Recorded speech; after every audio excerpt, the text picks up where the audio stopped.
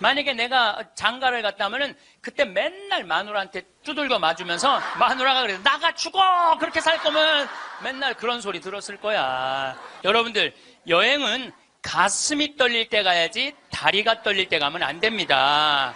임신을 하는 순간 내 뱃속에 서울대학 C가 들어왔다. C. 이 사람으로 안 보여. C로 보여. C로. 근데 요즘 젊은 엄마들은 내가 요즘 또 알아보니까 한글만 안 가르친대요. 아침에 일어나고 애한테 한다는 소리가 Good morning, my baby. How are you today? 영어로 하니 영어로. 정신이 나간 거죠. 10년 전에 미국 하버드 대학에서 처음으로 행복론이라는 강의를 열었다고 합니다. 처음에는 많은 사람이 하버드 대학에서 행복론이 필요 있을까 하고 의아하게 생각했습니다. 하지만 수강생 7명으로 시작한 강의는 해를 거듭할수록 인기를 더해 1년에 1000명 이상이 듣는 명강의가 됐습니다. 우리가 이 세상을 사는 이유는 행복하기 위해서입니다. 하지만 무엇이 자신을 행복하게 하는지도 모르고 무엇 때문에 살고 있는지 모르는 사람이 많습니다. 황창현 신부님께서는 불행하다고 생각하는 사람들에게 행복의 10계명을 토대로 강의를 해주시는데요. 행복 특강을 듣는 많은 분들께 생활 속 작은 실천으로 행복을 느낄 수 있도록 이끌어주고 있습니다. 우리 모두에게 꼭 필요한 행복의 10계명을 말씀드리겠습니다. 첫째, 운동하세요. 행복의 첫째 조건은 건강입니다. 미국 건국의 아버지 벤저민 프랭클린은 재산을 잃으면 조금 잃는 것이고 명예를 잃으면 많이 잃는 것이고 건강을 잃으면 전부를 잃는 것이다라고 했습니다. 몸이 아프면 모든 것이 귀찮고 자신감도 없어질 뿐만 아니라 돈도 빠져나갑니다. 둘째, 감사하세요. 하루에 5가지씩 감사하세요. 내가 가지지 못한 것을 안타까워한다고 해도 가질 수 없습니다. 내가 가진 것에 감사하는 것이 중요합니다. 억울하고 분한 것만 기억해서는 행복해질 수 없습니다. 즐겁고 행복했던 순간에 감사해 보세요. 셋째, 대화하세요. 평균 수명 100세 시대에서 숙제 중에 숙제입니다. 나와 맞는 사람과 이야기하는 것이 굉장히 중요합니다. 사람을 피하지 마세요. 노후에 혼자서 고립되면 고집스러운 노인으로 늙기 쉽습니다. 적극성을 가지고 사람에게 투자하세요. 당신에게 긍정적인 에너지를 주는 사람이 분명 있을 것입니다. 넷째, 공부하세요. 초등학교 6년, 중고등학교 6년, 대학교 4년 동안 배운 지식으로 50살까지 살아갑니다. 100살까지 살면서 남은 50년을 공부하지 않고 그냥 살 수 있을까요? 공부하면 세상에는 할 일이 너무 많고 역동적인 인생이 기다리고 있습니다. 배움에는 끝이 없다고 합니다. 노후를 행복하게 살아가는 지혜는 배움에 있다는 것을 잊지 마세요. 다섯째, TV 시청을 반으로 줄이세요. 현대의 하느님은 TV입니다. 거의 모든 가정의 거실 중앙에 TV가 놓여 있습니다. TV를 치우면 대화, 운동, 독서 등 할 수 있는 일이 많아집니다. 하루 종일 집안에서 TV만 보며 시간을 흘러보내기에는 너무 인생이 아깝습니다. 여섯째, 내가 기댈 수 있는 곳이 필요합니다. 특히 나이가 들수록 종교가 있으면 위안이 됩니다. 종교가 아니라 좋은 사람과 함께 시간을 보내는 것도 좋고 책을 읽거나 산책을 하는 것도 좋습니다. 마음 공부를 할 수 있는 것이면 다 좋습니다. 내가 믿고 있는 가치관과 진리에 따라 살지 않으면 인간은 원하지 않는 방향으로 흘러가기 쉽습니다. 행복한 삶을 위한 내 기준이 없으면 인생이 원하지 않는 방향으로 흘러가기 쉽고 인간 본성이 원하지 않는 방향으로 가게 됩니다. 그러니 내가 마음 편히 기댈 수 있는 곳을 마련하세요. 일곱째, 웃으세요. 웃는 것이 행복으로 가는 최고 지름길입니다. 인간은 웃느냐 웃지 않느냐에 따라 행복이 결정됩니다. 웃는 사람에게 사람들은 매력을 느끼기에 인간관계도 좋아집니다. 여덟째, 먼저 전화하세요. 누군가 나에게 먼저 다가와 주기를 바라지 말고 먼저 다가가세요. 죽기 전에 가장 많이 후회하는 것 중에 하나가 왜 내가 먼저 그들에게 다가가지 못했을까? 왜 더 함께 시간을 보내지 못했을까라고 합니다. 그러니 친구와 가족들, 내 소중한 이들과 함께 시간을 보내세요. 아홉째, 자기 자신을 사랑하세요. 자기 자신을 사랑하지 않는 사람은 누구도 사랑할 수 없습니다. 자기 자신을 위해 시간과 돈을 쓰세요. 열째, 이웃에게 친절히 하세요. 자기 반성의 신앙생활은 이웃사랑으로 꽃을 피워야 합니다. 우리는 너무 인색하게 삽니다. 주변을 돌아보며 사랑을 실천하는 데 익숙해져야 합니다. 적어도 죽기 전에 내가 살아온 인생을 후회하며 가지 않도록 해야 합니다. 여러분, 나는 행복했습니다. 여러분도 행복하십시오라고 말할 수 있어야 합니다. 후회가 없으려면 우리는 행복하게 살아야 합니다. 황창현 신부님의 행복특강을 들으면 인생을 행복하게 사는 지혜를 깨달을 수 있습니다. 우리가 행복하지 않을 이유가 있을까요? 욕심을 조금만 내려놓으면 자유로움을 느낄 수 있을 것입니다. 황창현 신부님의 행복특강을 통해 인생을 살아가는 지혜를 찾는 시간이 되시길 바랍니다. 영상이 마음에 드신다면 구독과 좋아요, 알림 설정 부탁드립니다. 반갑습니다. 세상에 가장 허망한 약속이 뭐냐면 나중에 뭘 한다는 거예요. 나중에. 나중에. 제가 여러분들한테 강의 때 이렇게 말씀드렸어요. 여러분들, 여행은 가슴이 떨릴 때 가야지 다리가 떨릴 때 가면 안 됩니다. 기억나세요? 그런데 대개 한 50에서 60 되신 분들이 이때 여행을 가고 싶어. 말대로 여행을 가고 싶은데 지금 애도 교육도 시켜야 되고 결혼도 시켜야 돼. 그러니까 신부님, 나중에 간다고. 나중에는 없어요. 가려면 언제 가야 돼? 지금 가야 돼, 지금. 금 중에 제일 소중한 금이 황금도 아니고 소금도 아니고 지금이에요, 지금. 여러분들 중에 이런 분들이 있어요. 아, 오늘 정말로 갈비가 먹고 싶다. 내가 아들을 셋을 키워놨는데 큰아들이 사줄래나 둘째 아들이 사줄래나 막내 아들이 사줄래나 이렇게 생각하는 분은 바보 중에 상바보예요. 왜냐하면은 아니 아들이 무당이야? 막 일하다가 엄마가 지금 갈비 먹고 싶어 하네? 오늘 가서 사드려야 되겠다. 이런 자식 있어요, 없어요? 없어요. 지금 갈비 먹고 싶은 거 누구만 알아? 나만 알아. 이거 누가 사줘야 돼?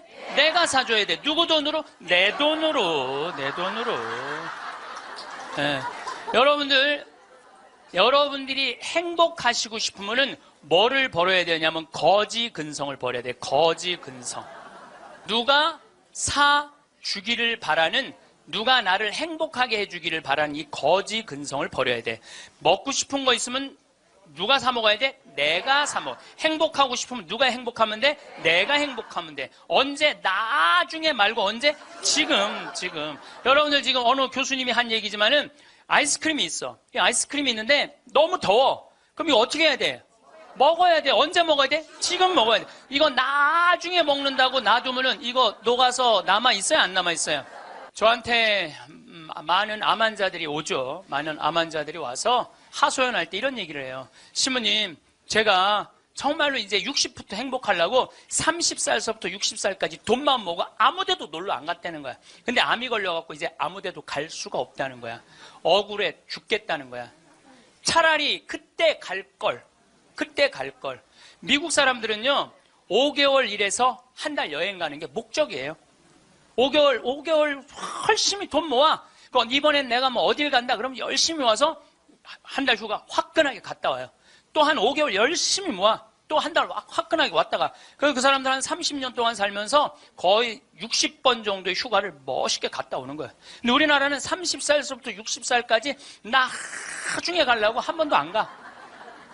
근데 덜커덕 뭐가 걸려? 암이 걸려갖고 이거 뭐 죽을지 살지 이 모르는 그런 상황에 들어가는 경우가 많다는 거예요. 행복하려고 그러면 언제 행복해야 돼? 지금 행복해야 돼. 지금. 나중에는 기다려주지 않는다는 얘기예요. 그래서 투자를 하고 싶어도 여러분들이 가장 어리석은 투자가 뭐냐면 주식 투자예요. 주식 투자. 여기 지금 주식 투자하는 분들 분명히 계실 거예요. 자, 주식 투자를 할 동안은 돈 써요? 못 써요? 못 써요. 그런데 제가 모 은행의 지점장들 300명한테 강의를 한 적이 있어요. 근데 그분들이 나한테 이렇게 말을 해요. 대개 주식 투자하는 개인의 96%는 평생 하다 보면은 5천에서 1억 정도는 다 손해보고 나간다는 거. 96%가 써보지도 못하고 날리는 거야. 써보지도 못하고. 저는 요즘 필라테스라는 걸 해요. 제가 필라테스를 하는데, 그런데 제가 뭐 관절염이 있으니까 안 쓰는 근육들이 너무 많더라고. 일주일에 2번 하는데 내 몸이 나한테 그러더라고. 주인님 너무너무 감사하다는 거야, 나한테. 왜 이렇게 나한테 잘해주느냐고. 필라테스를 하죠. 그 다음에 내가 영어 공부하죠. 나한테 하는 투자는 아깝지 않아요. 그런데 주식 투자는 써보지도 못하고 날리는 거야. 아니, 여러분들 5천만 원을 날린 분들, 내가 물어볼게요. 여러분들 그 5천만 원을 갖고 자기한테 투자했어. 자기 신앙에 투자했어. 5천만 원을 가지고 이스라엘 성지순례를 10번을 갔다 왔다고 생각을 한번 해봐요. 그럼 여러분들은 지금 10번 갔다 온 분들은 예수님하고 트고 지낼 수 있어요. 이스라엘 성지순례 10번 갔다 온 분들은 예수님하고 그냥 맘먹고 막 트고 그냥 얘기할 수 있어. 그게 나 주식 투자 5천만 원에 갖고 한 푼도 못 건져갖고 아이고 속이야, 아이고 가슴이야 이러고 사는 게 나아요. 어느 게 나아? 그러니까 오늘부터 주식 다 팔고 어떻게? 자기한테 투자하세요. 네. 나중에 투자하지 말고 언제 투자해? 지금 투자해야 돼. 지금 투자해야 돼.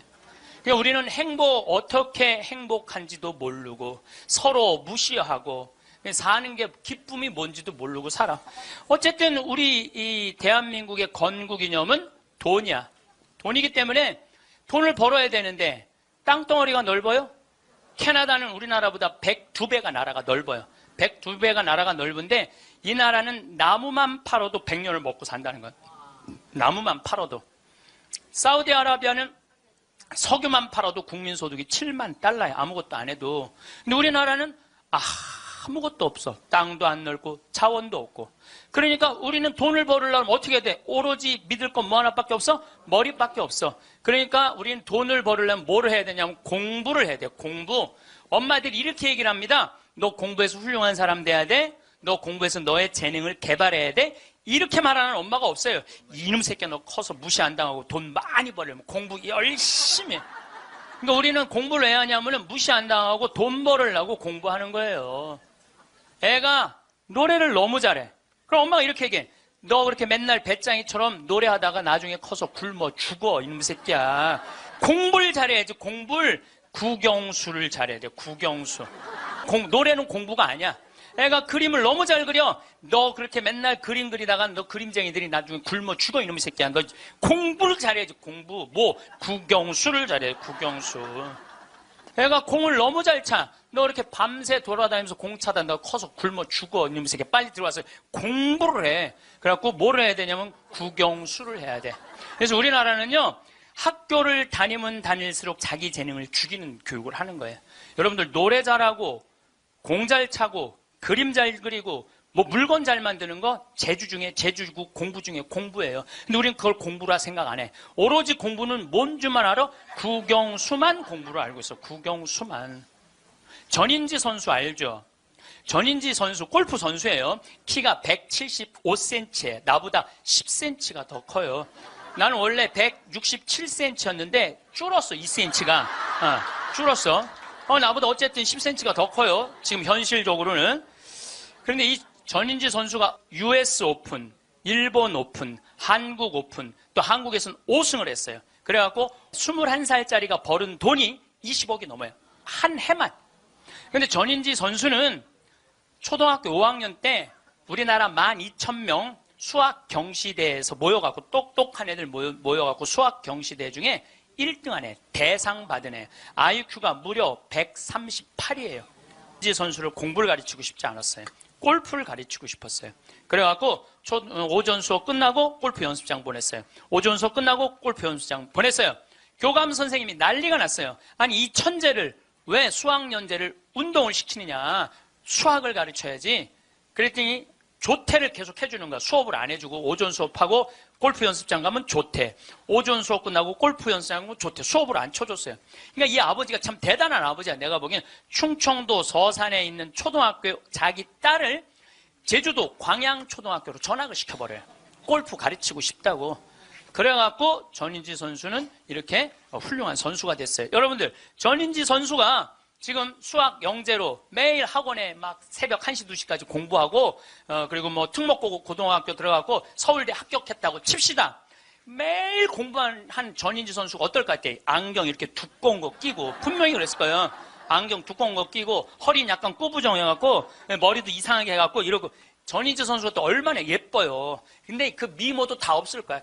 그냥 이러고 지금 서울대학 새벽 2, 3시까지 수학 문제 푸느냐고 그러고 앉아 있을 거예요. 그게 나요?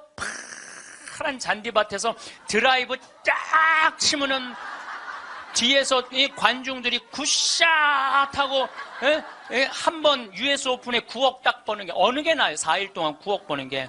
이제는요. 공부 잘한다고 행복한 시대는 끝났어요. 자기 재능을 잘 키우는 사람이 행복한 시대가 온 거예요. 꼭 1등 한다고 행복해? 1등 한다고? 나는 고등학교 다닐 때 전교 610명 중에 597등 한 사람이야. 597등. 내 뒤에 딱 13명 있었어. 13명. 고등학교 1학년 때 정말 내 성적이에요. 그런데 작년이 내가 고등학교 졸업한 지 30년 되는 해. 작년이. 30년이 되면은 홈커밍 데이 행사를 한대요.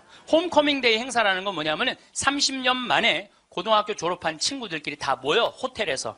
그래갖고 선생님 모셔다가 절도 하고 그 다음에 누가 출세했는지 누가 돈 많이 벌었는지 누가 잘 사는지 못 사는지 확인하는 행사래요. 그게 나는 작년에 처음 들었어. 그런 게 있는 줄. 왜냐하면 난 고등학교 졸업하고 동창 모임을 단 한 번도 나간 적이 없어요. 왜냐하면 길이 다른데. 기숙사 생활 저기 막 7년 하고 신학교 10년 하고 신부 됐는데 친구들을 만날 일이 하나도 없었어요. 근데 내가 졸업한 고등학교는 지금 현역 국회의원이 3명 있어요. 당 대표도 하나 있어요. 우리 학교 졸업생 중에.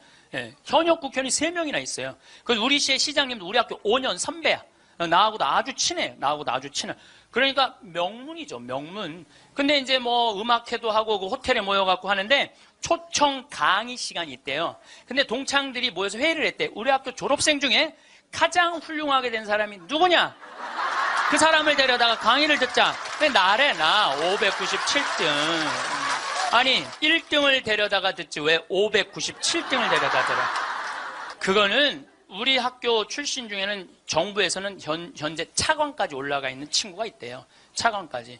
꽤 명문 학교죠. 훌륭하게 된 사람은 나보다 훨씬 많아요. 근데 우리 친구들이 훌륭하게 된 사람을 초청한 게 아니에요. 자기가 하고 싶은 것 사는 사람을 초청한 거. 왜냐하면 난 중고등학교 때 가장 하고 싶었던 게 신부님이에요. 너무너무 신부님이 되고 싶었어요. 그래서 597등 가지고는 신학교 원서도 못 내는 거. 원서도 어디다가 원서를 내. 그래서 오로지 신학교 가고 싶은 그 욕구에 공부 열심히 했어요.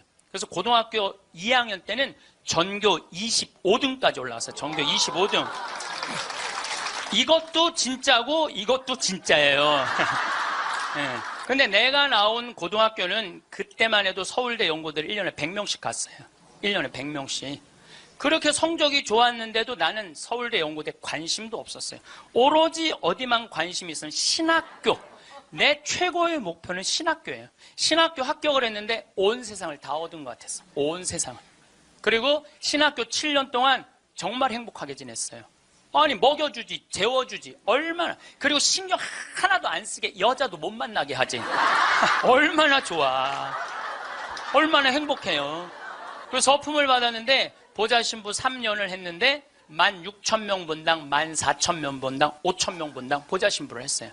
근데 우리 천주교 교우들 보좌 신부 바라보는 눈이 어떠냐면 하트야, 하트. 얼마나 보좌 신부를 사랑해요.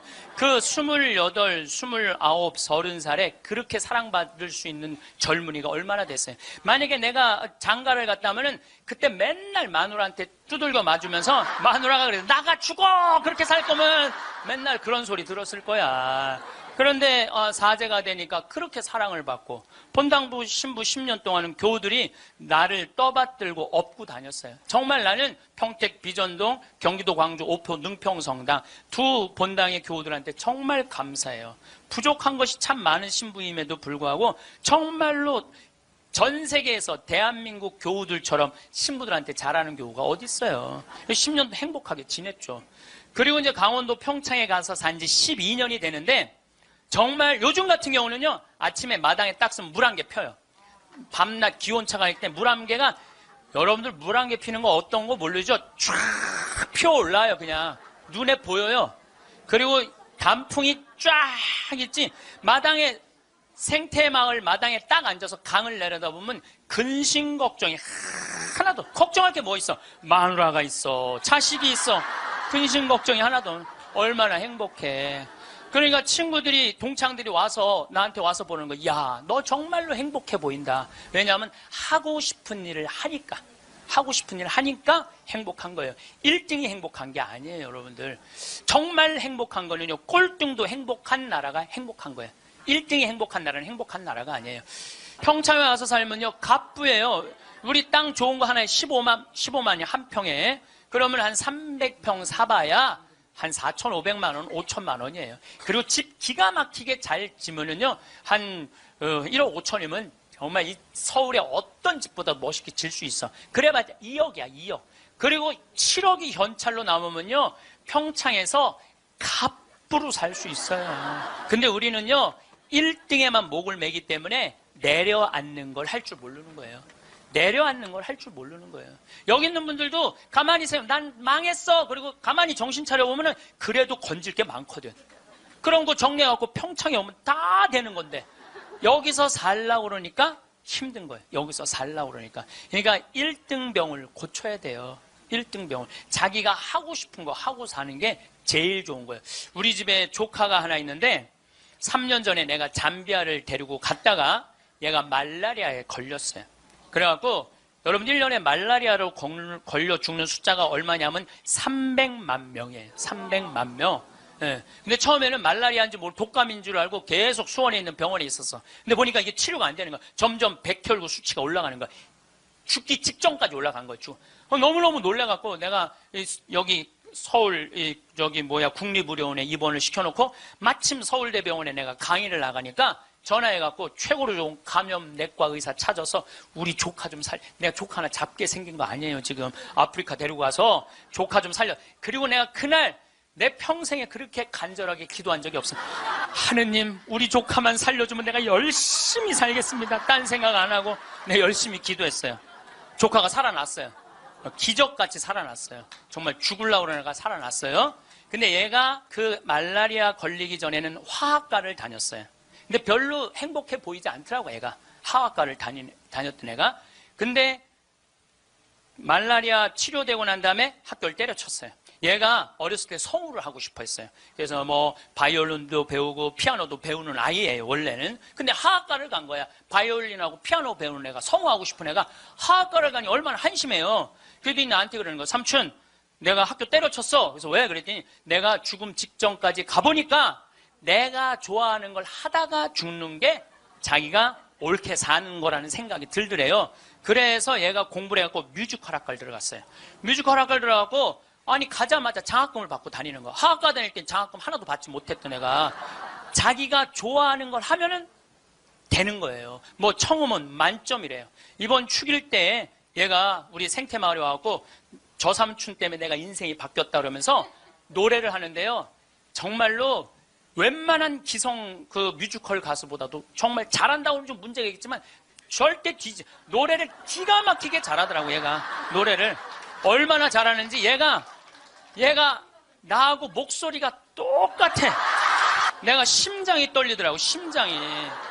그런데 아버지인 우리 둘째 형이 나한테 하는 얘기가 지금 쟤는 대한민국에서 제일 행복한 애라고. 자기가 하고 싶은 걸 하니까.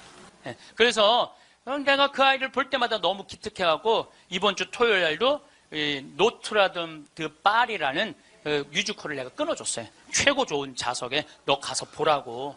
그러니까 애가 자기가 하고 싶은 걸 하니까 박수를 쳐주고 싶은 거야. 여러분들도 정말 자녀들을 사랑한다면 여러분들이 좋아하는 국영수를 가르치지 말고 자녀가 좋아하는 걸 찾아줘야 돼요. 그래서 우리는 1등을 해갖고 어딜 들어가야 돼? 서울대학을 들어가야 돼. 이게 행복 공식이야. 돈을 벌으려면은 공부를 잘해야 되고 공부를 잘해서 1등을 하고 1등을 해갖고 서울대학을 들어가야 돼. 근데 여러분들 우리나라 자살률 최고 높은 학교가 어딘 줄 아세요? 카이스트예요. 카이스트.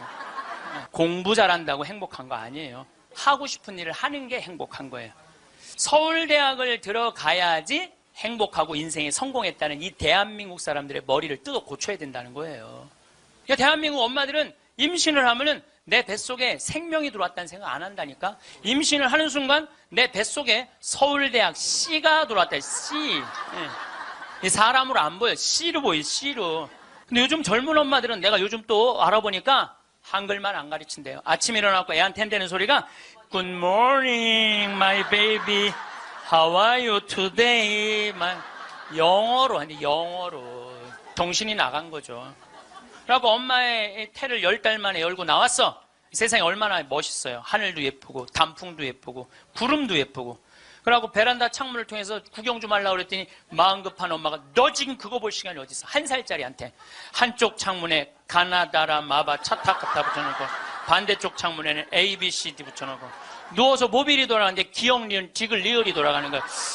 자, 저는 이 이야기를 20년째 하고 있어요. 왜냐하면은 내가 가정방문 다녀보면서 제일 꼴배기 싫은 게 애방에 글자, 숫자, 영어 더덕더덕 붙여놓는 거예요. 그게 애를 위한 일이 아니거든요. 애를 정신을 혼란하게 만드는 거예요. 발도르프 교육이라고 있어요. 독일에서 1차 세계대전 끝나고 난 다음에 담배 공장에서 처음으로 한 교육이에요. 근데 이게 가장 인간한테 인권을 존중해주는 교육이래요. 이 발도르프 교육은 유치원 때부터 대학 졸업할 때까지 등수가 없어. 등수가. 누가 1등인지 누가 꼴등인지 몰라. 그리고 이 발도르프 교육에서는 사람을 어떻게 등수로 먹이느냐 이거예요. 사람 어떻게 등수로 평가하느냐 이거예요. 등수가 없어요. 그리고 지금 노르웨이, 핀란드, 덴마크, 네덜란드 다 등수 없어요. 우리나라처럼 1등급부터 15등급, 20등급 나눠놓는 나라가 없다니까요. 참 불행한 거예요. 이건 교육이 아니에요. 교육이. 근데 이 발도르프 교육에서 가장 하지 말아야 되는 거 머리맡에 모빌 달아놓지 말라는 거예요. 애기한테 모빌 달아놓으면 절대 안 된다는 거예요. 생각을 해봐요. 하루 종일 가나다라 갖고 놀고 ABCD 갖고 놀고 1, 2, 3, 4 갖고 놀아서 너무 피곤해. 그래서 잤어 밤에. 자고 한 8시간 잤어.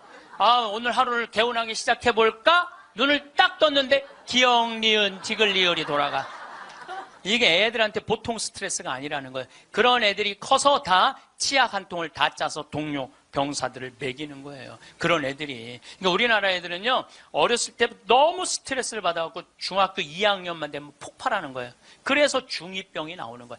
부모가 너무너무 괴롭혀갖고, 작년에 부산에서 한 초등학교가 선생님이 2학년인데 22명이 한 반인데 다음 중간고사 볼 때 만점 받는 애부터 밥 먹인다고.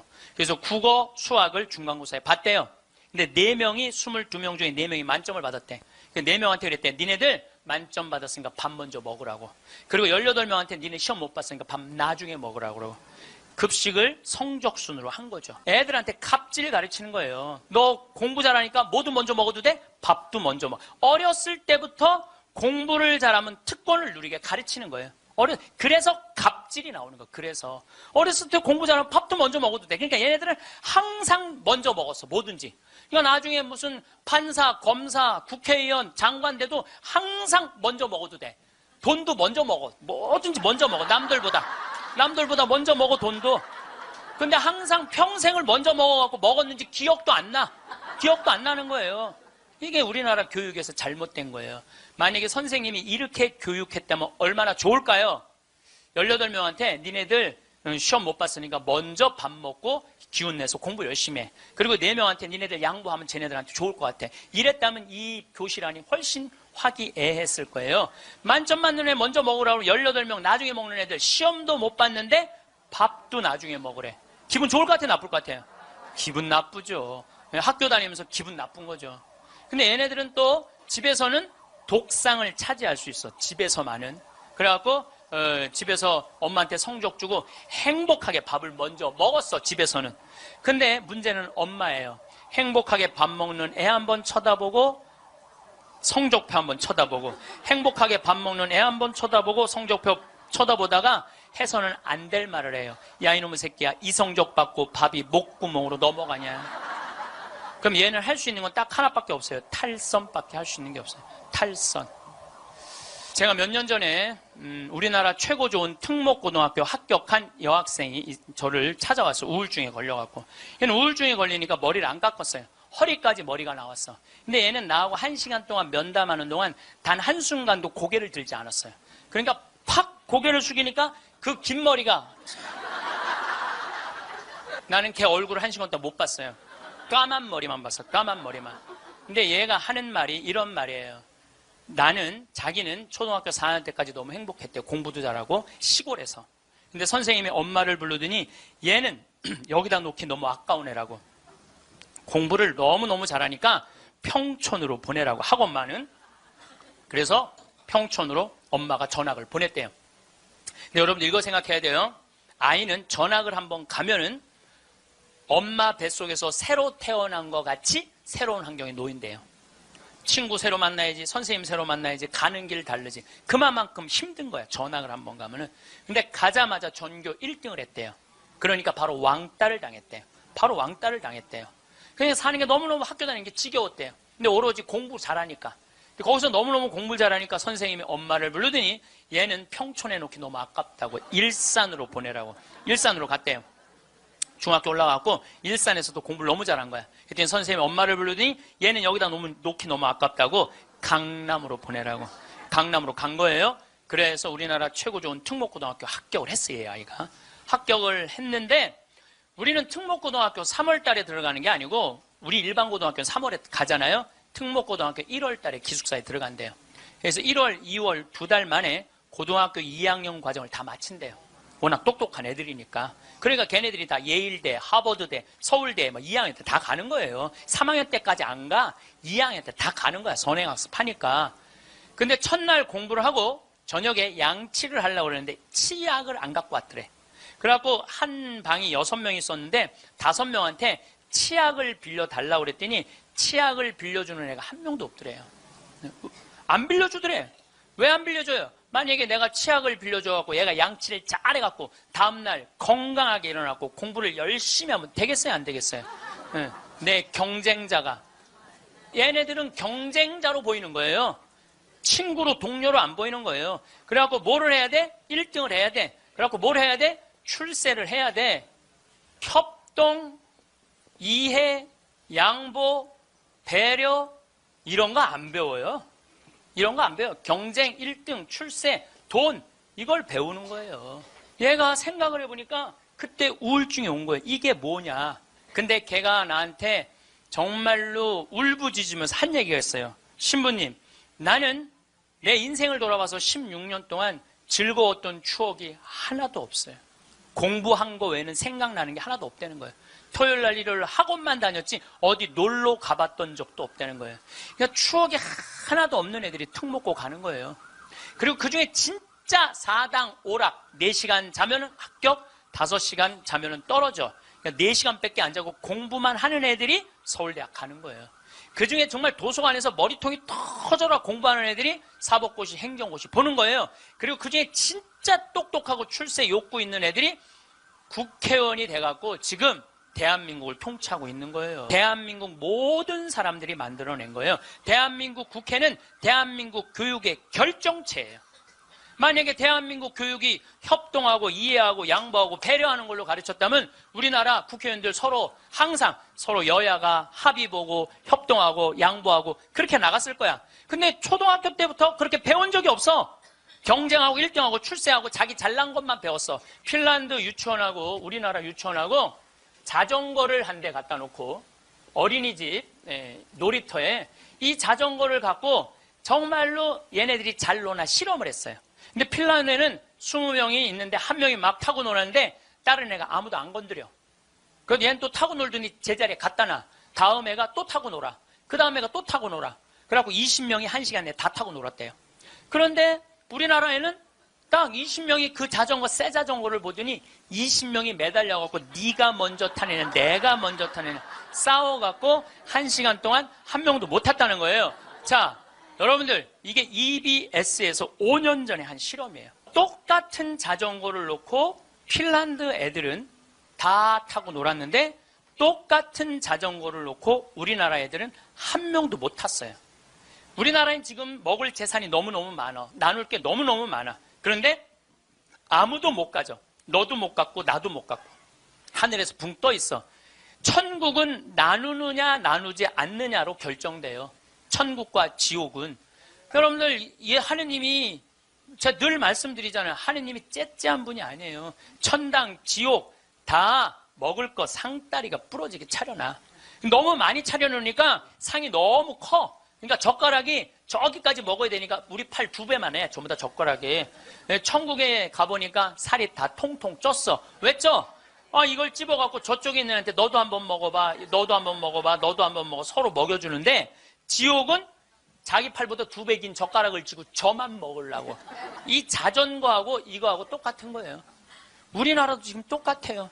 우리나라 정말 돈이 많은 나라인데 다 여유가 생겼는데 아직도 자기 입에만 집어넣으려고 그러는 거야.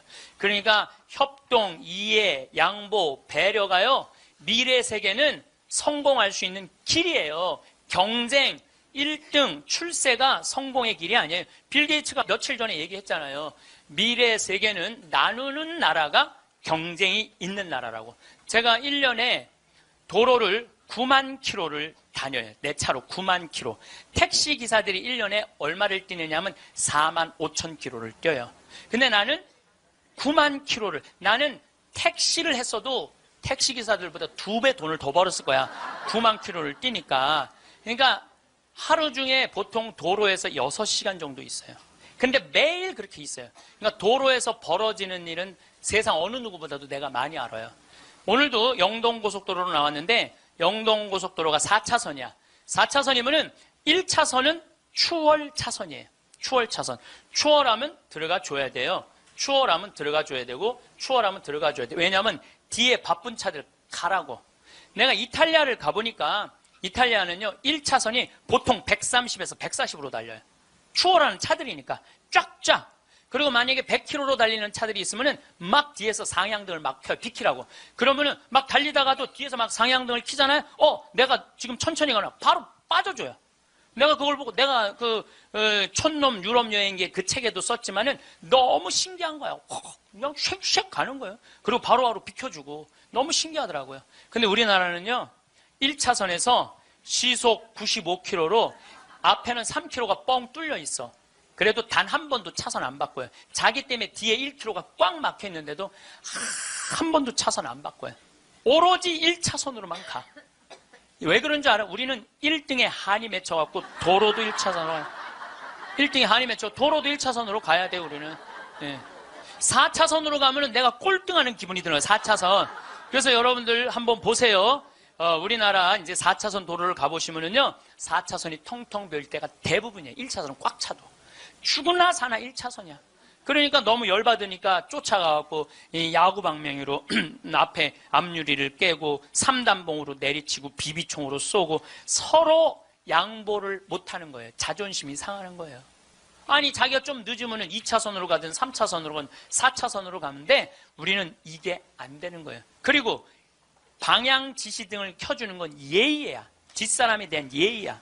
그런데 10대 중에 방향 지시등을 켜주는 차들은 3대 내지 4대밖에 안 돼요. 그냥 들어가고 싶으면 들어가고 나가고 싶으면 나가고 자기 하고 싶은 대로 하는 거예요. 서로에 대한 예의가 안 갖춰져 있으니까 매일매일 폭력적인 일이 벌어지는 거예요. 가장 기본적인 걸 안 가르치는 거죠. 가장. 근데 지난번에는 뭐 서울에서 강의가 있어갖고 나오는데 2000쯤 나왔는데 뒤에 앰뷸런스가 내가 봐도 무지하게 급한 것 같아. 달려오는 게 막 상향등에 비상 깜빡이에 뭐 삐우삐우에 정신이 하나도 없는 거예요. 그런데 내가 딱 자리를 비켜줬는데 앞에 10대 중에 내가 쉬어봤어요. 몇 대가 비키나? 딱 3대 비키는 거야. 나머지 7대는 그냥 가는 거야. 그러니까 너무너무 급하니까 지가 막 2차선, 3차선으로 막 가더라고요. 그 앰뷸런스가. 그만큼 남에 대한 배려가 없는 거예요. 미국이나 캐나다는요, 앰뷸런스나 경찰차가 소방관차가 딱 하잖아요. 모든 차는 양쪽 쫙 갈라져요. 그리고 아예 서버려. 그 차 가라고. 그게 기본적인 배려예요, 배려. 근데 우리는 왜 안 비키냐 그랬더니 그런 심리가 있대요. 저 안에 아무도 없을 거야. 지가 바빠서 저거 키고 가는 걸 거야. 이런 심리가 있대요. 얼마나 우리가 지금 기본이 안 돼 있는 게 지금 우리의 문화 안에 있는지 몰라요. 지난 1월 달에 제가 괌에 강의를 갔어요. 괌에 강의를 갔는데 저녁에 나하고 같이 간 신부님이 시내 구경 나가자고. 그래서 나갔어요. 근데 건널목을 건널려고 그랬는데 두 걸음을 걷는데 빨간불이 딱 켜졌어. 어떻게 뒤로 딱 물러났죠. 뒤로 물러났더니 그 앞에 있는 차가 나보고 웃으면서 가라는 거예요. 네가 가던 길이니까 가라는 거야. 뒷차들이 쫙 서 있는데 나는 빨간불이고 자기는 파란불인데 나보고 가라는 거야. 항상 선진국에 가보면은요, 누가 우선이냐면 사람이 우선이에요. 사람이 건너겠다면 차는 자기가 파란불이라도 서요. 그리고 신호 없는 데는 당연히 자기가 알아서 서요. 또 내가 또 보고 배운 게 많으니까 난 기사가 있으니까 보통 70 먹은 아줌마가 길을 건너려고 그러면 뒤로 돌아다 보잖아. 2차선에서 2개 차선 여기만 이면도로 주택가에. 그럼 내가 그래요. 저분 길 건너려고 그런다. 서라. 1년 동안 그냥 가는 거예요. 핸대는 소리가 차 조심해야지 왜 내가 조심하느냐고. 그러니까 사람이 차 조심을 해야 돼. 차가 사람을 조심해야 되는데 우리는 사람이 차를 조심해야 돼. 하도 내가 잔소리하니까 요즘은 서요. 딱 우리 서갖고 웃으면서 가라고. 그럼 70 먹은 아줌마가 느닷없이 우리가 쓰잖아요. 웃으면서 가라고 그러잖아요. 그럼 70 먹은 아줌마가 우리 차를 보고 표정이 이런 표정이야. 진짜 가도 돼? 이런 표정이야. 진짜 가도 돼? 이런 표정. 그래서 우리가 웃으면서 진짜 가도 돼요? 예. 그럼 그때서 웃으면서 건너가요. 그러니까 자기를 위해서 차가 서준다는 건 상상을 못 하는 거죠. 자기를 위해서 차가 서준다는 거는. 제가 지난번에 원주 국토관리청에서 강의가 있었어요. 가깝잖아요. 내가 운전하고 나갔어요. 운전하고 나갔는데 치악체육관에서 강의 끝나고 돌아오는데 치악체육관에서 가는데 도로 한가운데 젊은이가 라켓 2개를 뒤에다가 메고 가운데 갇힌 거야. 걔네들이 갇혀있는데 차들이 싱싱 달리더라고. 건널목 한가운데 갇혀있는데. 그래서 내가 차를 딱 세웠어요. 내가 쓰니까 뒷차들도 다 섰죠. 한 개 차선이니까 다 서갖고 내가 쓰면서 웃으면서 건너가라고. 그랬더니 젊은이 둘이서 날 보고 하는 표정이 진짜 가도 돼? 이런 표정이. 진짜 가도 돼? 그래서 내가 진짜 가도 돼. 그랬더니 얘네들이 이 산더미만한 애들이 딱 건너가다가 갑자기 내 차로 몸을 돌리더니 90도 인사를 하고 가는 거예요. 걔네들 기분 좋게 건너가고 나 기분 좋은데 걸리는 시간이 3초밖에 안 걸렸어요. 3초. 근데 우리는 그 3초를 내놓지 못하는 거예요. 사람을 무시하는 거죠. 사람을 존중해 주는 게 아니라 사람을 무시하는 거예요. 제가 영어학원 다닌다고 이제 영어학원을 다니는데 이제 지하에다 주차를 해놓고 이제 올라와요. 주차 1층에서 이제 내려야 돼요, 저는. 근데 이제 3층, 4층에 중학교 애들 영어 이제 학원이 있어요. 그 딱 내리면은 1층에서 내리려면 애들이 한 20명 서 있어, 바깥에. 엘리베이터 안에 사람이 꽉 차 있어. 근데 내리는데도 걔네들 밀고 들어와요. 학원은 다녀서 뭐해? 가장 기본적인 게 아무리 국영수를 잘하면 뭐해? 가장 기본적인 질서를 안 지키는데 지금 여러분들 자녀들한테 백날 공부 가르쳐 봐요. 남을 양보하고 배려하고 남에 대한 어떤 협동이라든지 이런 게 안 가르쳐주면 안 지켜지면 공부해나 마나예요. 지금 대한민국은요, 밑빠진 독에 물 붓고 앉아 있는 거예요. 이건 교육이 아니에요. 진정한 교육은 뭐냐면 사람을 존중해 주는 거예요. 자유를 존중해 주는 거예요. 선택권을 주는 거예요. 국정교과서로서 선택권을 뺏는 게 아니고 그게 교육이고 그게 자유고 그게 민주주의예요. 그게 예수님이 원하는 거예요. 어느 누구도 무시하지 말라는 거. 이게 예수님이 원하는 거예요. 여러분들도 우리 삶 안에서 내가 얼마나 사람을 존중하고 사람을 배려하나 좀 생각을 해봐야 될 것 같아. 근데 이게 하루아침에 생긴 게 아니야. 하루아침에 사람을 무시하는 게 생긴 게 아니라니까. 조선 500년 내내 사람을 무시하는 문화가 돼 있어요. 누가 조선이 선비의 나라라고 그래. 선비는 10%밖에 안 됐어요. 90%는 평민이고 노비야. 90%는 온데간데 없고 조선이 선비의 나라라고. 그 10%만 위한 나라야. 부자만을 위한 나라일 수가 있다는 거죠. 조선 500년에 대한 이야기는 다음 시간에 이야기하도록 하겠습니다. 네, 감사합니다. 황창현 신부님의 강의가 어떠셨나요?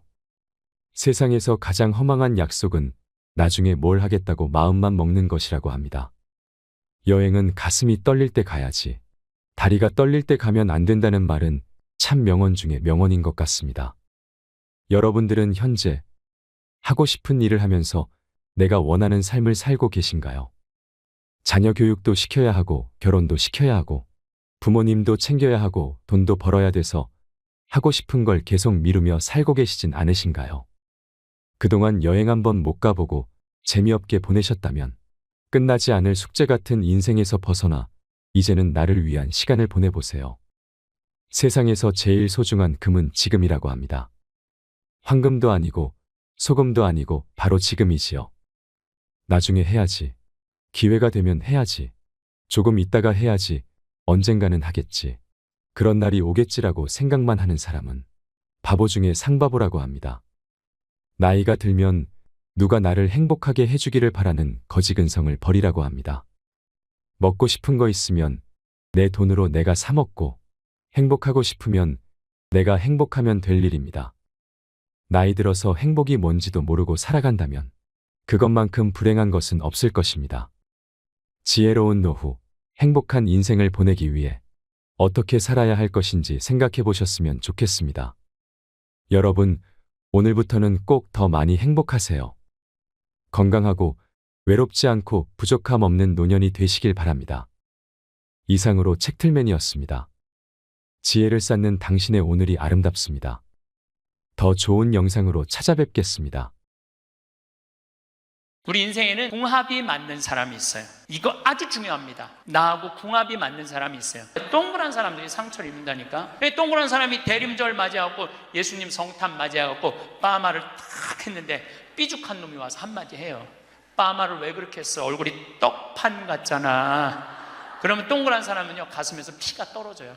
안 그래도 얼굴 둥글럽적해갖고 스트레스 받는데 떡판이라고 그러면 얼마나 상처를 입어요.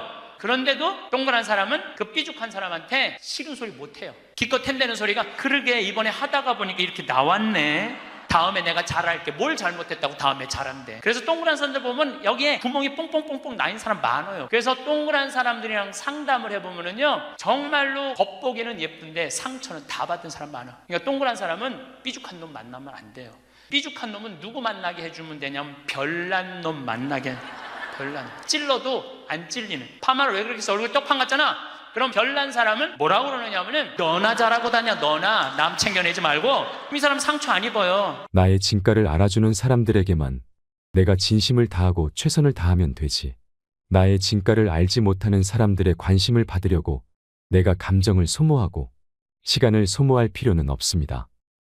모든 사람들과 친하게 지내고 모든 사람들에게 좋은 평가를 받기 위해 노력하지만 어차피 우리가 알고 있는 이 세상의 그 유명한 사람들도 다 미움을 받으면서 살았습니다. 정치적으로 유명한 사람들, 역사적으로 유명한 영웅들도 다들 시민들의 미움을 받기도 했는데 우리가 누군가의 미움을 받는 건 너무 당연한 현상이니까 그것에 상처를 받고 너무 힘들어하지 말라는 것입니다. 나를 좋아해주고 나를 진정으로 알아주는 사람들의 마음만 사면 되지. 모두의 환심과 환대를 받으려고 감정을 소모하지 않아야 합니다. 그것만큼 인생을 살면서 불필요한 게 없습니다. 여러분들 중에서 인간관계에서 받는 스트레스가 많은 분들이 있으실 텐데요. 나이 들수록 정말 친했는데 갈라져 버린 관계도 있을 것입니다. 누가 여러분에게 심하게 말할 때가 있지 않나요? 말을 막 내뱉는 사람들이 있습니다. 그런 사람들한테 우리가 할 수 있는 가장 최선의 대응은 저렇게 말하는 사람을 내 인생에 두면 아무런 도움이 될 것 같지 않다라고 생각하고 멀리하는 것입니다. 그렇게 상처 주는 사람, 타인을 배려하지 못하는 사람이 내 옆에 길게 남아있는 걸 용납해서는 안 됩니다. 나에게 다정한 말만 하고 따뜻한 말만 하는 사람도 그 사람과 시간을 보내기에도 내 인생은 짧습니다. 세상에서 가장 무거운 건 남을 미워하는 마음입니다. 남을 미워하는 마음을 들고 있는 자기 자신이 세상에서 가장 힘든 싸움을 하고 있는 것입니다. 그 마음을 내려놓기만 하면 나도 편해지고 삶이 훨씬 아름다워집니다. 그 무거운 걸 모두 내려놓으세요. 누가 너무 밉고 싫으면 그냥 내가 왜 이 미워하는 마음을 짊어지고 이 고생을 하고 있지 생각하면서 그냥 잊어버리세요. 그게 소중한 나를 아껴주는 방법입니다. 상대방이 나에게 똥을 던졌습니다. 그래서 내가 똥이 묻었습니다.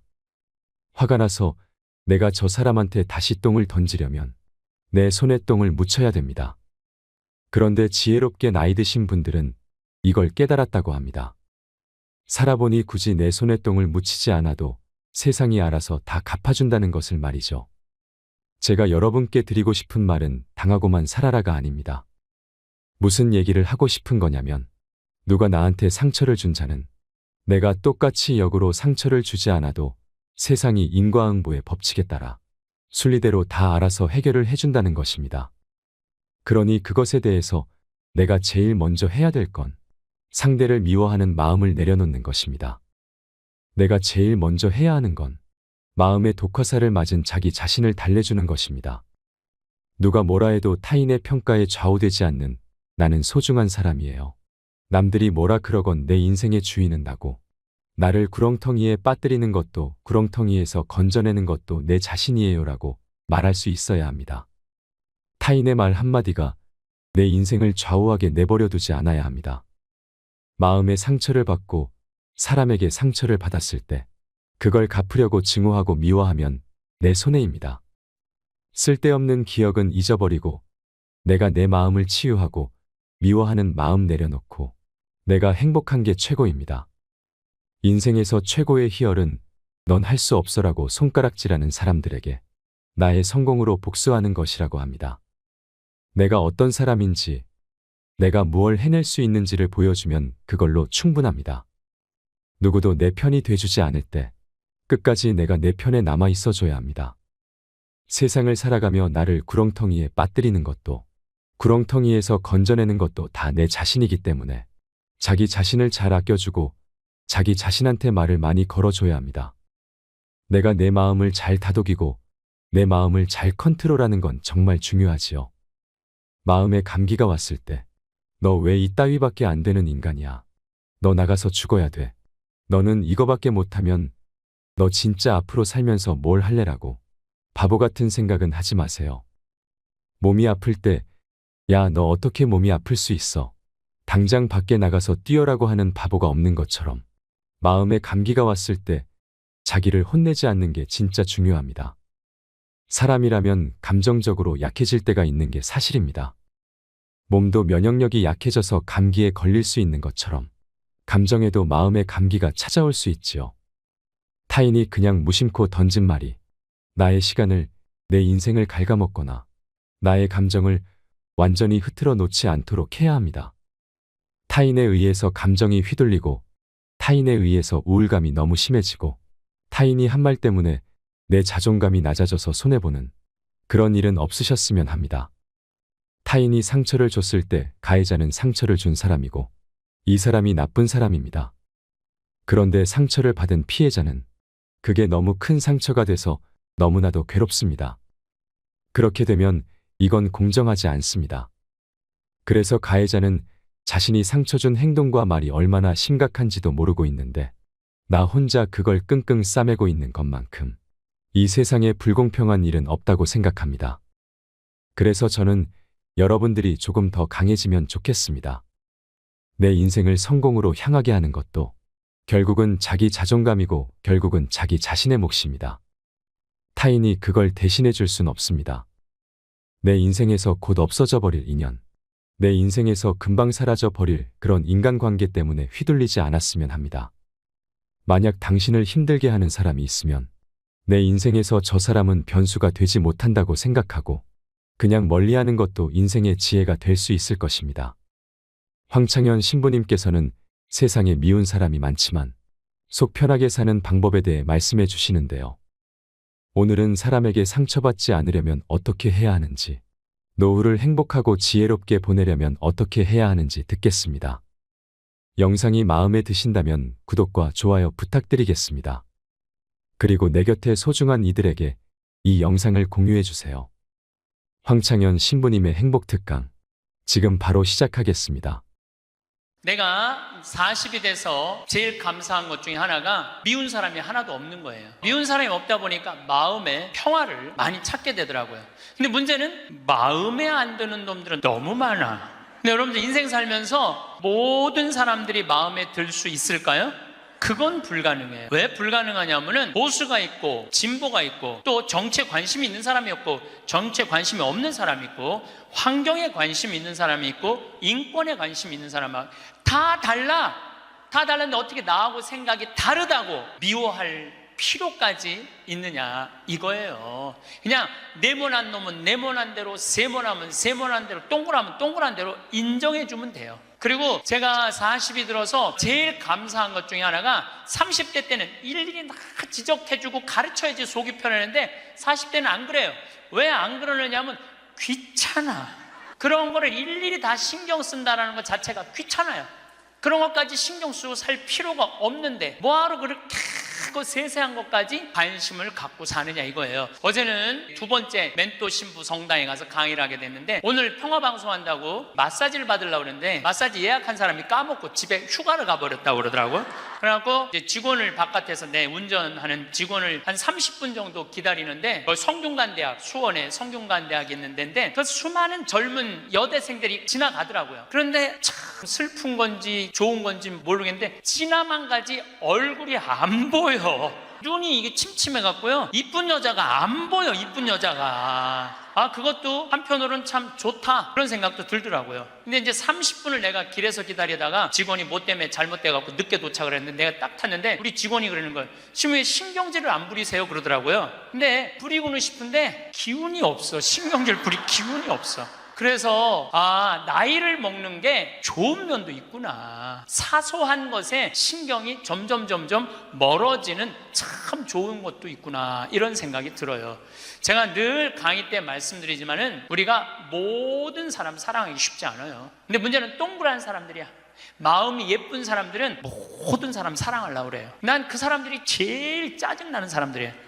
모두 사랑하려고 덤비는 사람들. 예수님은 모두 사랑하라고 그런 적이 없어요. 서로 사랑하라고 그랬지 언제 모두 사랑하라고 그랬어요. 여러분도 오늘 이후부터 서로 사랑하세요. 우리 인생에는 궁합이 맞는 사람이 있어요. 이거 아주 중요합니다. 나하고 궁합이 맞는 사람이 있어요. 저는 내 인생에 참 궁합 맞는 사람들이 많은 편인데 내 인생에 가장 궁합 잘 맞았던 분은 2012년에 돌아가신 87세에 돌아가신 김창린 필립보 신부님이 나하고 궁합이 제일 잘 맞았던 신부님이에요.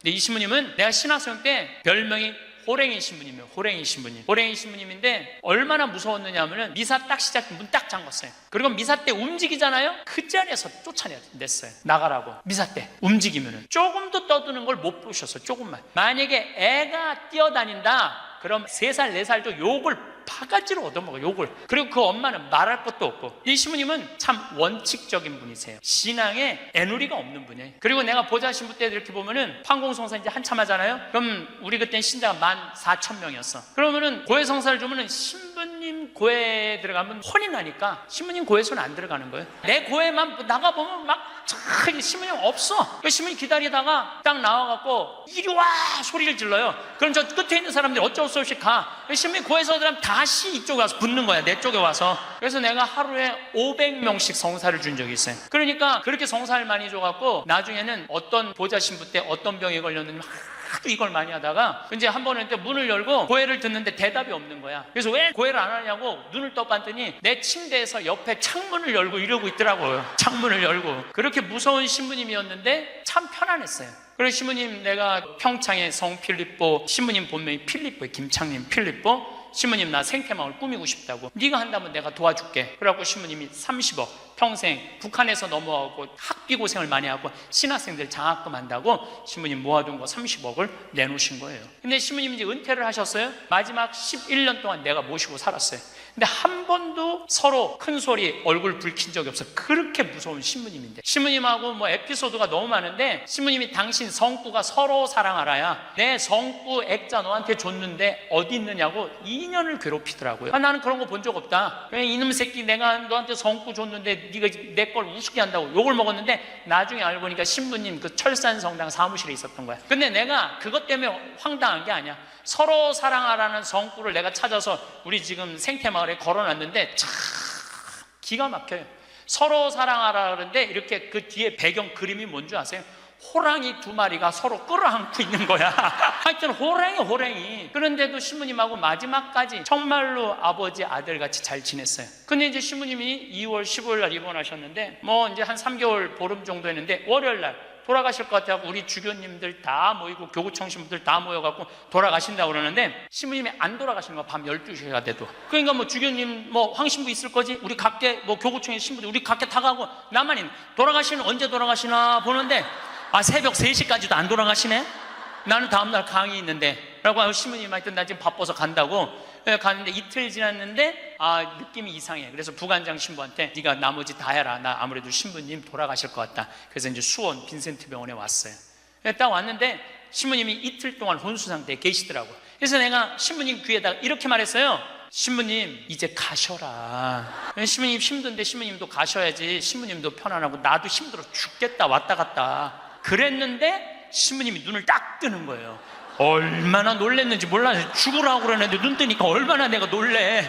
그랬더니 그 신부님 모시는 자매가 그러더라고요. 부부가 아유 저거 보라고 이틀 동안 그렇게 많은 신부님들이 그렇게 많은 지인들이 와서 신부님 눈 뜨라고 그래도 눈 한 번 안 뜨더니 저 사랑하는 신부가 와서 신부님 이제 가시라고 그러니까 눈 뜨는 거 보라고. 저 신부님 매일 저를 위한 미사를 하셨거든요. 매일매일. 그래서 내가 이제 신부님한테 그랬죠. 신부님 평생에 내 바람막이 돼주시고 나 행복하게 해줘서 너무너무 감사하다고. 나는 사제 생활은 정말로 반은 신부님 때문에 행복하게 살았다고. 내가 그날 다 오라고 그랬거든요. 신부님 지인들 다 눈 한번 마주치라고. 신부 눈 다 마주치시더라고요. 그러더니 나하고 딱 눈을 마주치시면서 돌아가시더라고요. 그래서 신부님이 내 품에서 돌아가셨어. 신부님은 나하고 궁합이 맞은 거죠. 그래서 난 그분하고 평생 참 행복하게 살았어요. 여러분들도 마찬가지예요. 여러분들하고 궁합이 맞는 사람이 있어. 근데 이 동그란 사람 얘기 이제 뭐 내가 옛날에 화가 나십니까? 에도 말씀드렸지만 동그란 사람들은 뭐가 있냐면 예수님 사랑하는 마음이 이쁘니까 남 상처 주는 걸 못해. 왜냐하면 예수님한테 미안하니까. 남 상처 주는 걸 못하는 거예요. 동그란 사람이 대림절 맞이하고 예수님 성탄 맞이하고 빠마를 탁 했는데 삐죽한 놈이 와서 한마디 해요. 빠마를 왜 그렇게 했어? 얼굴이 떡판 같잖아. 그러면 동그란 사람은요 가슴에서 피가 떨어져요. 안 그래도 얼굴 둥글럽적해갖고 스트레스 받는데 떡판이라고 그러면 얼마나 상처를 입어요. 그런데도 동그란 사람은 그 삐죽한 사람한테 싫은 소리 못해요. 기껏 hen대는 소리가 그러게 이번에 하다가 보니까 이렇게 나왔네. 다음에 내가 잘할게. 뭘 잘못했다고 다음에 잘한대. 그리고 어디 가서 우느냐면 성당 가서 운다니까요. 여기 있는 분들 많아. 그런 분들 동그란 분들 많아. 맨날 울면서 상처 입고. 그래서 동그란 사람들 보면 여기에 구멍이 뽕뽕뽕뽕 나인 사람 많아요. 그래서 동그란 사람들이랑 상담을 해보면요 정말로 겉보기는 예쁜데 상처는 다 받은 사람 많아. 그러니까 동그란 사람은 삐죽한 놈 만나면 안 돼요. 삐죽한 놈은 누구 만나게 해주면 되냐면 별난 놈 만나게.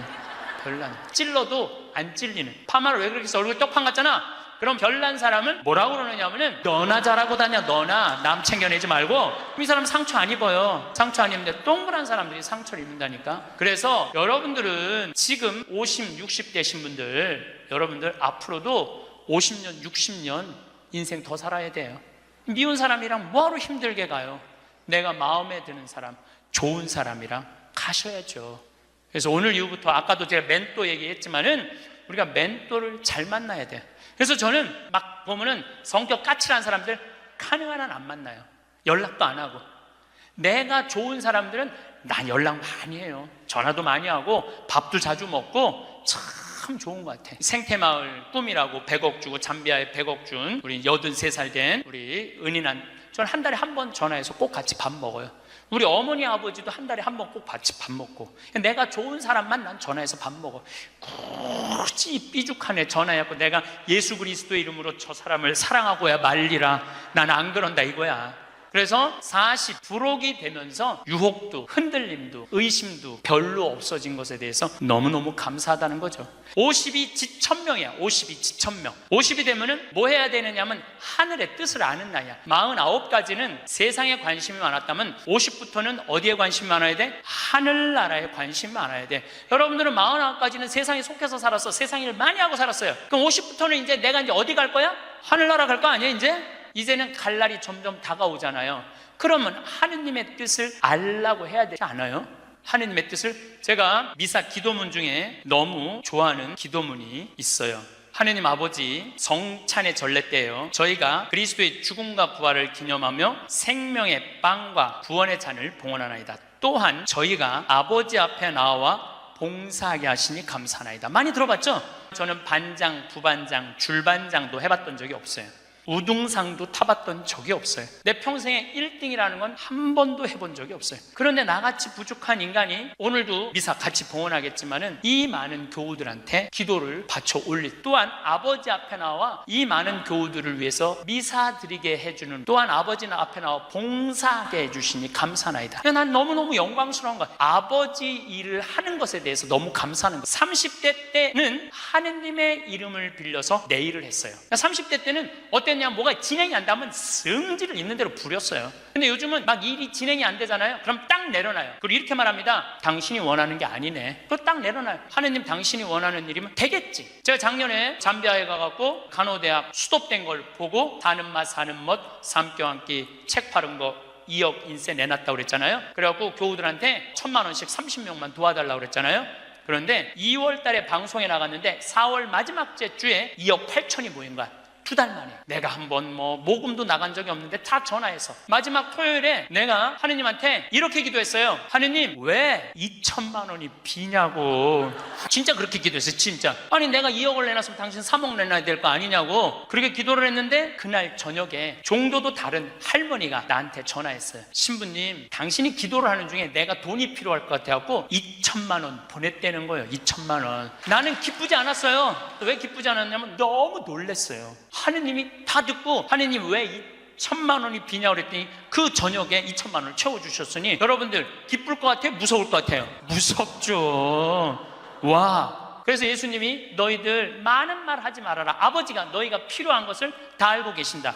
그래서 내가 기도를 안 한다니까요. 내가 잠비아에 농업대학 세울까? 그랬더니 100억 갖다 줬잖아요. 그래갖고 농업대학 부지가 필요한데 그랬더니 1,000만 평 대통령이 줬잖아요. 어떻게 기도를 해? 생각만 해도 하느님이 이렇게 쏟아주는데 기도까지 해주면 나는 죽어. 이거 기도까지. 근데 나는 어떤 믿음이 있느냐 하면 지천명 하늘의 뜻을 알아요. 하느님이 원하는 일이면 된다. 그리고 이제 잠비아에 제가 이제 4년을 다니면서 내가 너무너무 놀란 거는 잠비아의 신자가 500만 명이에요. 그리고 내가 다니고 있는 은돌락 교구는 신자가 100만 명이야. 근데 신학교가 없는 거야. 잠비아 신학생은 지금 480명이 있대요. 근데 기숙사가 없는 거야. 1, 2학년이 철학과 이렇게 다니고 이상하게 하여튼 신학 과정이 있더라고. 그래서 은돌락 교구의 반달 주교님께서 나한테 요청이 왔어요. 우리 여기 잠비아에 신학교를 좀 줘달라고. 근데 그 신학교 짓는 거 어렵잖아. 땅 이미 1,000만 평 있고 10억이면 신학교 짓거든요. 벌써 100억 기증 받았고. 나는 농업대학만 할 생각을 했지 신학교 줘줄 생각을 안 했거든요. 근데 생각해보니까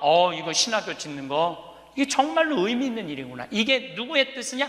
1,000명이라는 거야. 하느님의 뜻이구나. 그래서 요즘 이제 신학교를 이제 설계를 다 끝냈어요. 신학교 설계도 다 끝났어. 그래갖고 짓는데 이제 반달 주교님이 지난 10월 달에 한국에 들어오셨어요.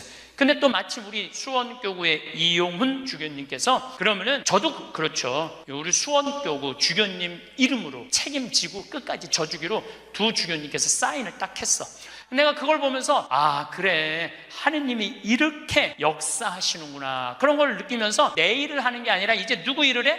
하느님의 일을 해. 하느님의 일을 하니까 내가 책임질 필요 있어요, 없어요? 없어. 누가 책임져야 돼? 하느님이 책임져야 돼. 그야말로 내 기도는 배째라야. 줄래면 주고 말래면 말아라. 그런데 잠비아에 이번에 미국 교우들이 20명이 따라왔어요. 그 사연이 기가 막히더라고요. 딸이 수의학과 다니다가 교통사고로 죽은 거야. 보나라는 아이인데 24살인가 6살에.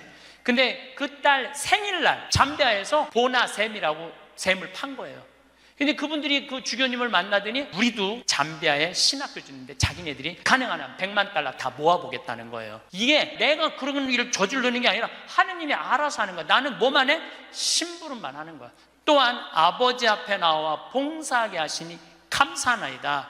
여러분들 여기 50대신 분들, 50 넘으신 분들 아직도 세상 것에 연연하고 매달린다면 언제 1,000명 하늘의 뜻을 알 거예요. 이제 이 세상 돌아가는 삼라만상 이치 다 할 나이 아니에요. 50이 되면은. 그렇다면은 내가 이 세상에서 하나라도 더 가지고 끝나는 게 아니고 이 세상에서 하느님 보시기 좋은 일을 하고 가는 게 중요하다는 거예요. 욕심을 버리시면은요, 여러분들 마음 안에 기쁨이 있어. 저는 요즘 미사 때마다 저 100만 명이 아무 사고 없이 크게 서로 막 경찰이 막 최루탄 물대포 쏘고 이런 일 없이 우리의 의사를 잘 표현하게 해달라고 아무 사고 없이 기도해요. 우리나라 평화를 위해서. 내가 우리나라 평화를 위해서 미사일 지향을 내가 드릴 수 있는 사제가 된다는 거 너무 감사하더라고요. 여러분들도 하느님 아버지, 내가 구역장으로 봉사하게 하시니 감사하나이다. 하느님 아버지, 내가 성모회장으로 봉사하게 하시니 감사하나이다. 하느님 아버지, 내가 반장으로 봉사하게 하시니 감사하나이다. 이렇게 기도해야 돼. 62순이라고 해. 62이순. 이순이라는 건 뭐냐면 60이 되면 귀가 편안해야 되는 나이에요. 화가 나지 말아야 돼. 누가 내 욕을 해도 화가 나지 말아야 돼. 근데 60 된 분들 막 누가 내 욕을 해. 그럼 뭐라 그래? 이 나를 내가 산전수전 다 겪었는데 날 뭘로 보고 내 욕을 해? 내가 이놈을 뻔때를 보여주리라. 이때부터는 나이를 헛먹는 거예요. 누가 내 욕을 해도 화가 나지 말아야 돼. 내 커피숍 하는 친구가 있어. 이 친구가 해준 얘기예요. 무슨 얘기냐면은 1시에 자기 커피숍에 60 먹은 아줌마 10명이 들어오더래요. 그래갖고 야, 커피 한 잔이 6,000원 7,000원이니까 한 7만 원 버나 보다. 근데 아줌마들이 딱 들어와서 한다는 소리가, 우리가 지금 대모임을 해갖고 밥을 많이 먹어갖고 배가 불러서 3잔만 시키겠다고. 3잔만 시키더래요. 그랬더니 요즘 리필이 다 되잖아요. 한참 먹더니 리필해달라고 그러더래. 리필. 또 그 큰 컵에다 리필을 다 해준 거야. 그랬더니 다시 오더니 그러더래요. 이거 우리 귀양 리필해준 거 우리 나눠 먹게 잔 좀 더 달라고. 그래갖고 1시부터 3시까지 10명이 3잔 시켜서 온갖 수다 그냥 다 박장대소 하고 막 깔깔거리면서 3잔 값을 내고 나가더래요. 너무 가슴이 아프더래요. 왜냐하면은 전기세도 있고 자리세도 있고 월세도 내야 되는데 저 아줌마들 10명이 들어와서 3잔만 시켜서 먹고 나가. 얼마나 가슴이 아픈지 몰라요. 여러분들, 돈이 없으면은 막심 골드 그 150원이야 스틱 커피, 그거 10개 사면 1,500원이야 그럼 보온병 사다가 종이컵 사다가, 종이컵은 안 되지만은 그냥 그 앞에 공원이거든, 그거 먹으면 되지. 왜 그 남의 상처를, 이걸 뭐라고 하냐면은 나이값도 못한다고 그러는 거야. 늙으려면 어떻게 늙어? 곱게 늙어. 늙으려면 곱게 늙어야 돼. 나이를 먹으려면은 제대로 먹어야 된다는 거예요. 나는 그래서 우리 직원들 장 보러 나갈 때 절대 못 깎게 해요. 돈 못 깎게. 그거 300원 400원 깎아서 뭐해. 우리 직원이 지난번에 그러더라고. 자기가 호박을 사는데 한 푼도 안 깎길래 하나 더 얹어주길래 이거 우리 신부님이 깎지 말라고 그런다고. 나도 농사 짓는 사람이라요, 참 그 농사가 얼마나 어려운데. 할머니들이 두릅 따 갖고 나오고 쑥해 갖고 나오는 거 300원 깎는다 200원 깎는다 그러다 안 깎아주면 또 그냥 건너 갖고 사고, 돌아다니면서 상처는 다 주고 다녀. 그리고 나 돈 아꼈다고. 그 정도로 200원 300원 깎고 돈 아낄 정도로 돈이 없으면은 그냥 집에 가만히 앉아 있어. 돌아다니지 말고. 그래서 나이값을 해야 된다는 거예요. 늙으려면 어떻게 늙어? 곱게 늙어야 돼. 그리고 60이 되면은 이순이라는 게 뭐냐면은 누가 내 욕을 해도 화가 나지 말아야 되는 것뿐만 아니라 이해 안 되는 게 없어야 돼요. 삼라만상 우주, 아까 1000명이라고 그랬잖아요. 1000명 안에는 우주 만물의 조화까지 다 알아야 돼. 60이 되면은 이해 안 되는 게 없어야 돼. 신부님도 옷 벗고 나가면 내가 저 신부님 더럽다고, 저 신부님 저럴 수 있느냐고, 내가 그렇게 안 봤는데 욕이나 하고 돌이나 던지고, 그건 나이를 헛먹는 거예요. 그 신부는 얼마나 힘들었겠어. 인생 살면서 자기 맞지도 않는 옷 입고 이러지도 못하고 저러지도 못하고 부모님 상처 줄까 봐 옷도 못 벗고 얼마나 힘들겠어. 그 정도 이해는 돼야지. 60이 돼갖고 옷 벗고 나가면 나는 이해가 안 되네. 저 신부님 왜 옷을 벗고 나갔을까. 그래서 60이라는 건요 정말 아름답기 시작한 나이에요. 저는 60된 여자친구들이 많아요, 진짜로. 근데 60된 분들하고 이렇게 대하면 참 편안해요. 30대 40대 이 여자들은 불편해. 근데 60만 되면은 아주 편안해. 그리고 60이라고 얼굴이 못생긴 것도 아니야. 이뻐 다. 60은 내가 보기에는 아름답기 시작한 나이에요. 누가 뭐라 그래도 받아들이고 포용할 수 있는 따뜻한 나이가 저는 60이 아닌가 싶어요. 70이 종심소욕 불육이라고 그래요. 뭐라고 하면 70이면 마음을 따른, 욕구가 일어나는 마음을 따라도 법에 어긋남이 없는 나이야. 그러니까 내가 한 70 넘은 분이 내가 욕심껏 행동을 해도 그게 법에 어긋나지 말아야 돼. 다시 말해서 좀 쉽게 얘기하면 우리 천주교 교우들 알아듣기 쉽게 말하면 70에 내가 하는 행동이 하느님이 하는 행동하고 똑같아야 돼. 근데 70된 할머니들 막 잔치집에 갔는데 그냥 부친 게 맛있다고 꼬쟁이에 그 집에 부친 게 남든 뭐 모자라든 상관하지 않고 꼬쟁이에 싸갖고 막, 그게 이제 늙으려면 곱게 늙으려는 거예요. 그러면 안 된다는 거예요. 불류구라는 게 뭐냐면 자야, 자. 자아가 넘침이 없는 거, 넘침이 없는 거. 요셉 성인을 의인이라고 그러죠. 왜 의인이라고 그러는지 아세요? 목수들은 자아가 생명이에요. 그래서 길이가 정확해야 돼. 그래서 목수들은 재판할 때도 누구를 불러냐? 목수를 불러요. 목수를 불러갖고 이 사람이 정확하게 계산한 거냐? 누가 다 계산해줘? 목수들이 계산해줬어. 그 의인이야, 의인. 그러니까 어긋남이 없는 거야, 어긋남이. 난 70된 할머니들 싸우는 거 많이 봤어요. 우리 생태마을에 노인대학이 많이 오거든요. 그리고 우리 이제 항아리가 거의 1000개 정도 돼요. 항아리는 열어보면 안 돼요. 할머니 한 분이, 내가 들은 얘기야. 할머니 한 분이 와갖고 그 문을 이렇게 걸어두거든요. 근데 문을 열고 들어가더래. 그 항아리 있는 대로. 공사자가 할머니 거기 들어가시면 안 돼요. 들은 척도 안 하고 들어가더래. 거기를. 그러더니 이제 항아리를 하나하나 보더래. 그래서 할머니 그 항아리 열어보면 안 돼요. 들은 척도 안 하고 항아리를 고무 밴드를 벗기더래. 할머니 그 찍어 먹으면 안 돼요. 들은 척도 안 하고 찍어. 그 항아리 하나 300만 원인데 그거 하나 부대기 생기면 누가 책임질 건데. 그래서 우리가 나이를 먹어가면 먹어갈수록 상식이 가득 차야 돼요. 나이가 먹을수록 어린아이가 돼가는 경우가 참 많아요. 근데 공자님이 73살까지 살다가 죽었어. 무슨 얘기냐면은 천지가 80이 넘게 사는데 70까지만 얘기를 하고 죽은 거야. 공자님이 80은 어떻게 살으라고. 그래서 내가 80을 내가 생각을 해봤어요. 80은 뭐 해야 되는 나이냐면은 생생지심의 나이예요. 생생지심이라는 게 뭐냐면은 생명을 사랑하는 나이야. 80은 생명을 사랑하는 나이. 80까지 살면은 여러분들 감사하지 않아요? 감사하죠? 저는 46세 위암 수술을 하고 매년 가을마다 단풍 구경을 가요. 셋째 주 월요일 날 우리 부관장 출신 신부들하고 단풍 구경을 가는데 너무너무 아름답더라고. 그때 내 기도문이 뭐냐면 하느님 올해도 단풍을 보게 해주셔서 감사합니다. 이렇게 아름다운 단풍을 보게 해주셔서 감사합니다. 근데 80이 된 분들은 단풍을 몇 번을 보는 거야? 80번을 보는 거 아니에요. 얼마나 감사해. 근데 80 먹은 할머니들 뭐 다리도 아프고 허리도 아프고 뭐 귀찮지. 근데 이렇게 말해요. 아, 늙으면 죽어야 돼. 사는 게 귀찮아. 사는 게 재미가 하나도 없어. 내가 인생 살아보니까 믿을 놈 한 놈도 없어. 머리 검은 짐승한테는 잘해주는 게 아니야. 80 먹은 할머니가 이렇게 부정적인 얘기를 하면은요, 이 할머니는 인생을 실패한 할머니예요. 생명을 사랑하는 나이에 오늘도 이렇게 하루를 나한테 선물로 주신 하느님한테 감사하다고. 진달래를 보면 이번에도 한 번 더 이 아름다운 진달래를 보게 해주셔서 감사하다고. 단풍을 보면 이 아름다운 단풍을 한 번 더 보게 해주셔서 감사하다고. 살아있음에 대해서 감사하고 생명에 대해서 사랑하는 마음. 요즘 대리임 때 우리 직원들 마니또를 해요. 작년에 느닷없이 마니또를 하자고 그러더라고요. 그래서 이제 쭉 뽑았어. 우리 직원이 40명인데 나는 이제 60 먹은 형제가 뽑혔어요. 근데 한 달 동안 그 형제만을 위해서 기도한다는 게 좀 그렇더라고요. 왜냐하면 내가 40명의 목자인데. 그래서 내가 매일 한 명씩 이름을 부어서 묵주기도 5단을 해줬어요. 나는 어떤 신념이 있느냐면 하루에 묵주기도 5단 이상 하면 안 된다는 신념이 있어요. 5단도 힘들어 죽겠는데 막 20단, 30단 하는 사람들 보면은 놀라워. 뭐 한다고 20단, 30단씩이나 해. 그런데 날짜는 30일인데 직원은 40명이잖아요. 그러니까 5단은 무조건 선물로 줘야 될 거 아니야. 하루에 10단을 하게 되더라고요. 그런데 하루가 너무 충만한 거야.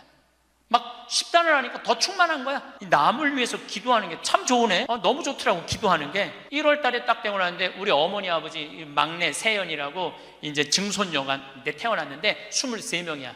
매일 한 명씩 묵주기도 5단을 했어요.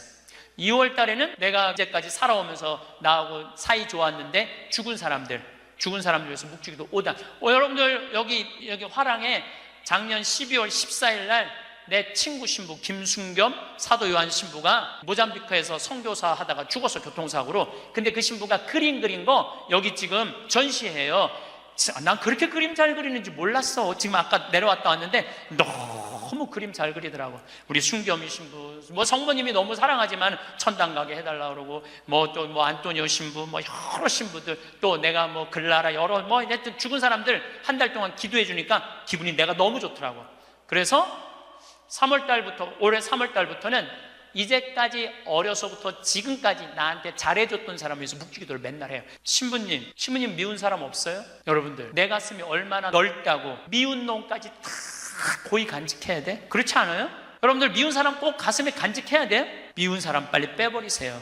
그리고 어떤 사람만 간직하면 돼? 좋은 사람, 소중한 사람만 하면은 그러게도 우리 인생은 벅차요. 6.25 전쟁 똥구멍이 찢어지게 가난할 때 그때 내 돈 떼어먹고 도망간 놈, 내 상처 준 놈 그냥 기억할 필요가 뭐가 있냐 이거예요. 80이 돼서 이제까지 큰 사고 없이 6.25 넘어오고 그 힘든 거 다 넘어와서 지금 살면은 오늘 하루 밥 세 끼 먹으면 감사하면 돼요. 그래서 80 되신 분들은 입에서 뭐가 나와야 돼? 감사가 나와야 돼.